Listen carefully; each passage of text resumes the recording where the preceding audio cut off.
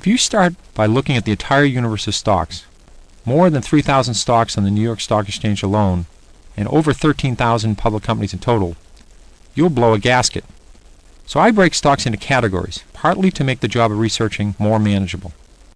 Putting stocks into categories is the first step in developing the story.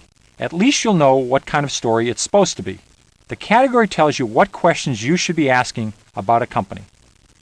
You simply can't expect all stocks to behave the same. Basing a strategy on general maxims, like sell when you double your money, or sell when the price falls 10%, is absolute folly. No formula will apply to all stocks.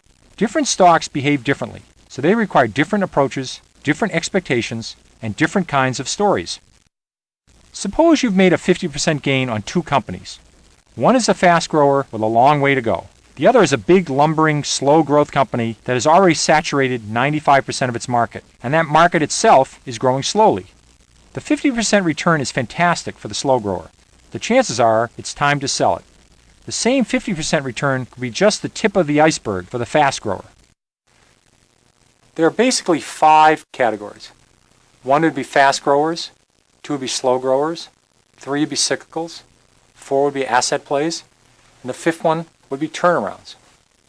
At the end of this presentation, you'll have an opportunity to explore each category in more detail. In the meantime, remember, categories are guidelines. They are not hard rules. Some companies may not fit neatly into a category. Others may seem to be in 2 categories at once. Almost all companies change categories at some time throughout their lifetimes. Fast growers, if successful, will always eventually slow their growth. They'll run out of places to go. Cyclicals experiencing long down cycles may become turnarounds. Once recovered, they probably will be cyclicals again. Use the categories as guides to help you build your story, but don't let them limit the questions you ask or the research you do. One thing we can say about companies in general: it's easier to go from $100 million in sales to $200 million in sales than it is to go from $10 billion in sales to $20 billion in sales. So smaller companies tend to have more upside potential than larger companies. But don't dismiss all big companies out of hand.